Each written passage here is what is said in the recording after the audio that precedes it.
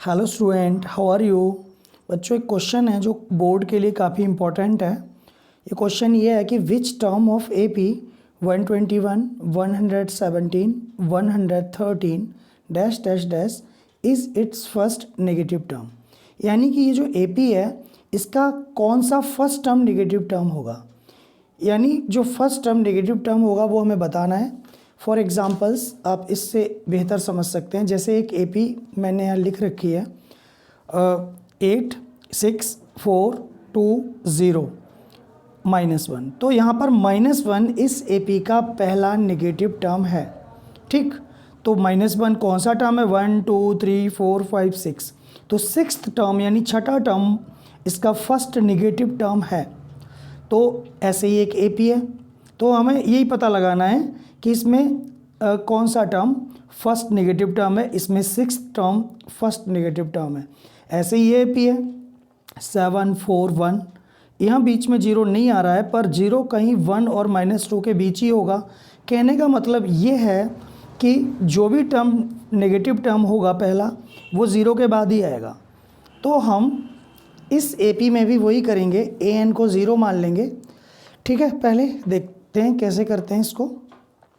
तो पहले तो A की वैल्यू यहाँ पर आपको पता है, पहला टर्म A होता है, तो 121 और D क्या है यहाँ पे, इसमें से इसको माइनस कर दो, यानी A2 माइनस A1। तो A2 क्या है 117 और A1 क्या है 121 और -4, ये D आ गया, D की वैल्यू। तो यहाँ पर हमें फॉर्मूला पता है, वी नो दैट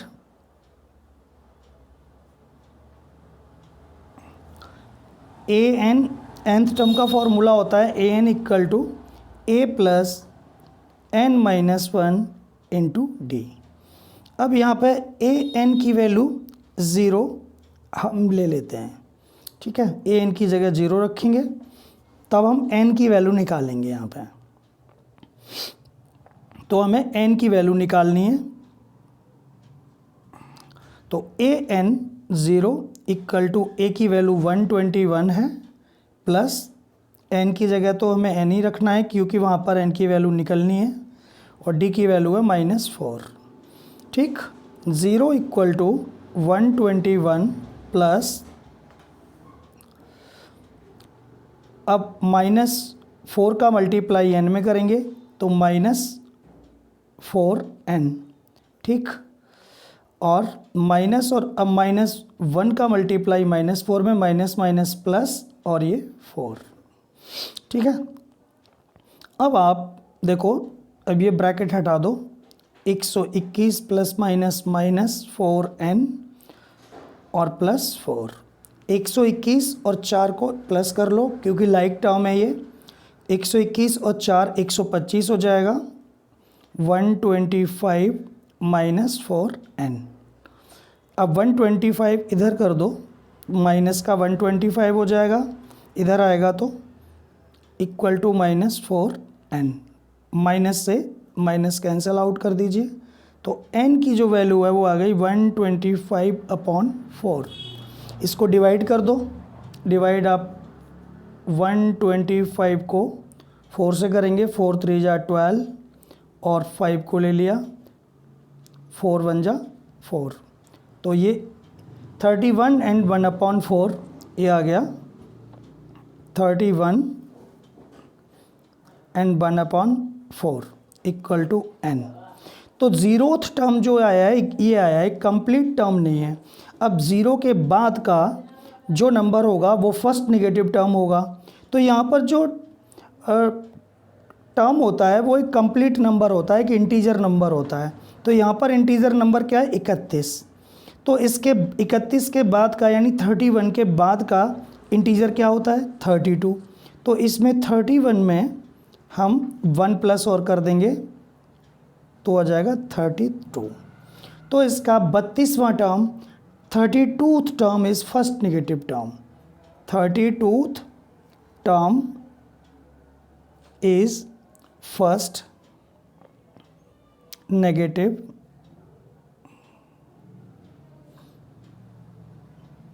बच्चों इसका 32वां टर्म पहला ऋणात्मक पद होगा, यानी हिंदी में बोल रहे हैं, नेगेटिव मीन्स ऋणात्मक।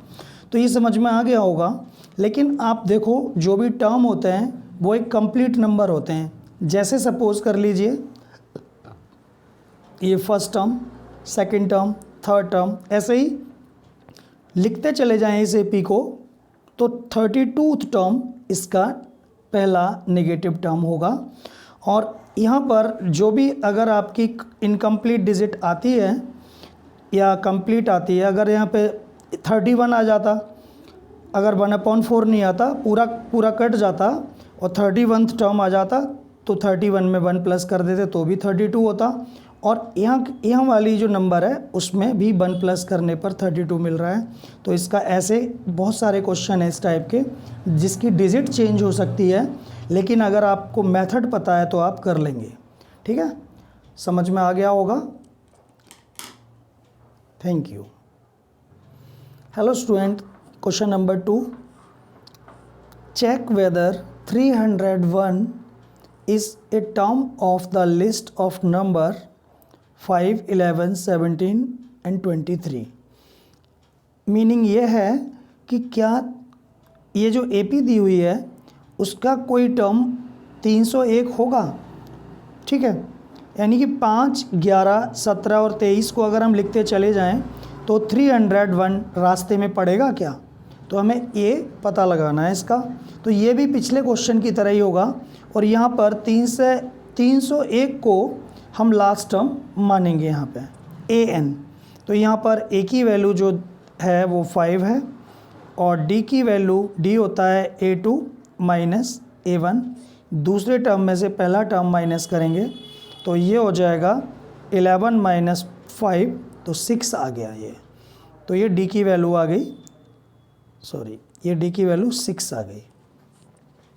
ठीक है, ये कटा हुआ है और a की वैल्यू 5 है। और यहाँ an का फॉर्मूला लगा दो। वी नो दैट, हम जानते हैं कि an equal to a plus n minus 1 into D. तो an को हम लेट करेंगे यहाँ 301। हमें चेक करना है कि 301 कौन सा टर्म है इसका nth टर्म हमें निकालना पड़ेगा, n की वैल्यू निकालनी है। अब n की वैल्यू यानी नंबर ऑफ़ टर्म हमेशा कंप्लीट आता है, और नंबर ऑफ़ टर्म यदि कंप्लीट आ जाता है तो आंसर करेक्ट है, और इनकम्प्लीट आता है, कोई इंटीजर वैल्यू नहीं आती है, तो फिर 301 कोई भी टर्म नहीं होगा, 301 नंबर नहीं आएगा किसी भी टर्म में। तो ठीक है, करते हैं। an की वैल्यू 301 इक्वल टू a की वैल्यू है 5 प्लस n माइनस 1 और d की वैल्यू 6 है। बहुत ही आसान क्वेश्चन है। 301 इक्वल टू 5 प्लस 6 का n में मल्टीप्लाई किया तो 6n माइनस 6 का 1 में करेंगे, 6 1 जा 6। तो 301 हमें लाइक टर्म में से ही माइनस करना पड़ता है। लाइक टर्म को 5 में से 6 गया तो हो जाएगा -1, क्योंकि 6 बड़ी डिजिट है, तो उसके आगे माइनस है तो यहाँ पे माइनस आ जाएगा। 5 में से 6 गया -1 और प्लस 6n, तो -1 को इधर ले आओ। 301 प्लस 1 इक्वल टू 6n। तो 301 और 1 जोड़ के हो जाएंगे ये 302 इक्वल टू 6n। तो n की वैल्यू 302/6। इसको हम डिवाइड करेंगे, 2 से काट दो, 2 3 जा 6, 2 1 जा 2, 2 5 जा 10 और 2 1 जा 2। तो 151/3 आ जाएगा। 151/3 इसको डिवाइड कर दो। चलो नीचे डिवाइड करते हैं। 151/3, 3 5 जा 15 और ये 1 आ गया। 1 का 0 बार जाएगा, ये 5 है। ठीक है, ये 5 है। 0 बार जाएगा क्योंकि नहीं सॉरी, 1 को उतार लिया और ये 0 बार जाएगा तो यहाँ पर 1 आ गया। ठीक है, तो ये इसका आंसर ये होगा 50 सही 1/3। ये कंप्लीट नंबर नहीं है, इनकम्प्लीट नंबर है ये। तो जब इनकम्प्लीट नंबर है ये तो 301 कोई भी टर्म नहीं होगा। तो हम लिख देंगे, अगर कंप्लीट नंबर आता तो आंसर सही होता, और इनकम्प्लीट नंबर है ना 50 एंड 1/3। अब हम खाली 50 को नहीं देखेंगे यहाँ पे, क्योंकि हमें फर्स्ट नेगेटिव टर्म नहीं पता लगाना है, हमें तो यही पता लगाना है कि 301 कोई नेगेटिव टर्म 301 कोई टर्म है कि नहीं है।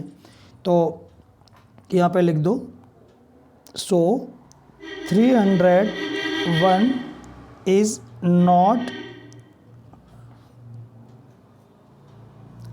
A term of given AP। खाली नो भी लिख दोगे तब भी चलेगा ये। तो ये क्वेश्चन हो गया और आपकी समझ में आ गया होगा।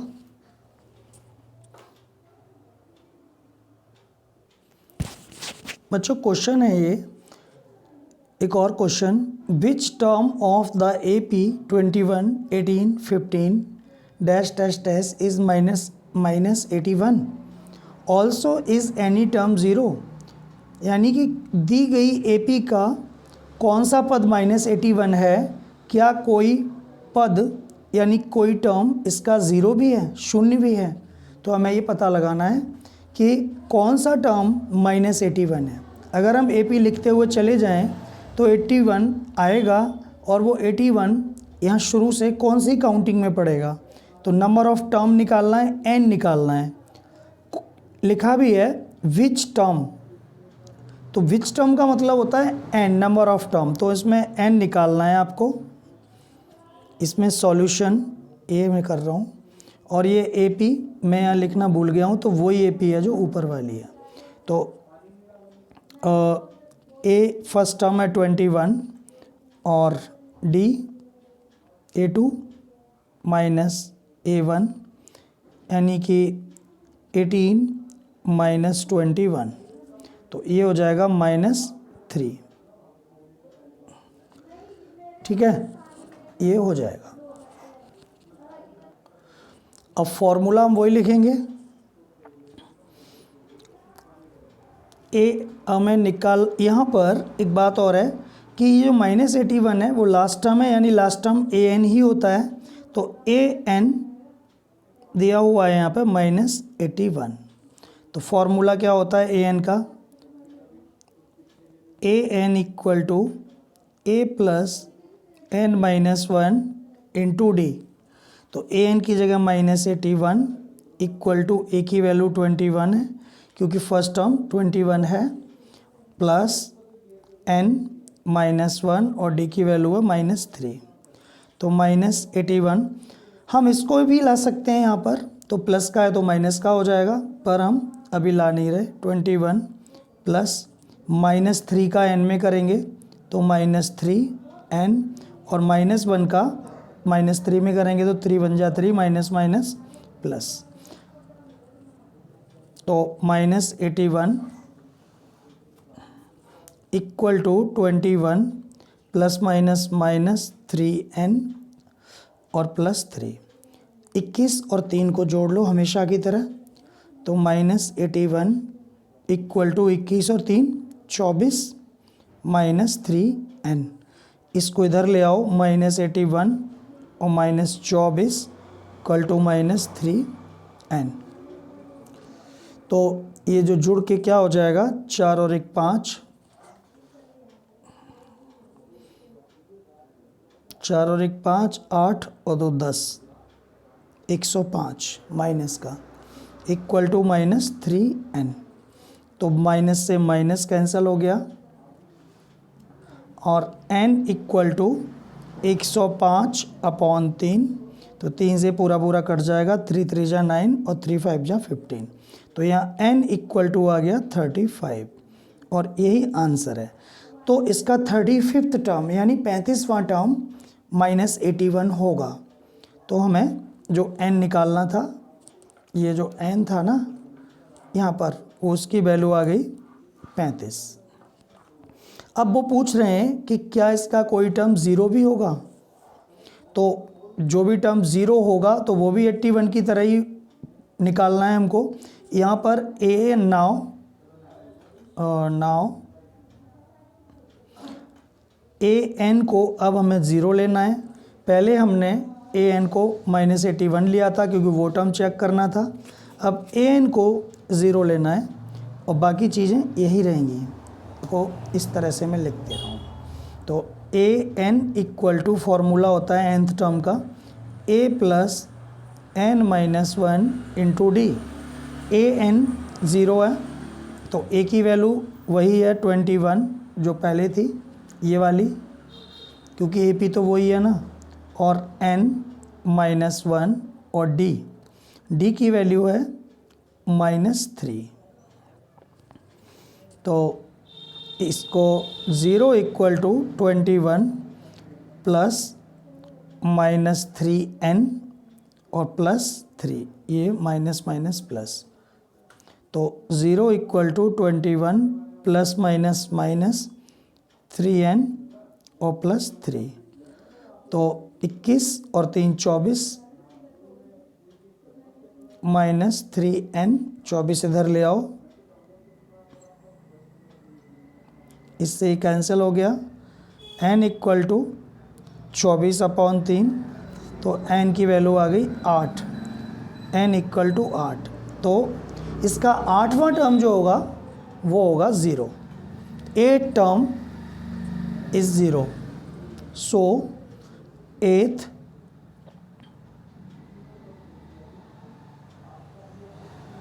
इज 0। तो ये हमारे दो आंसर हो गए, एक तो ये वाला आंसर और एक ये वाला आंसर। उम्मीद करता हूँ कि समझ में आ गया होगा आपको।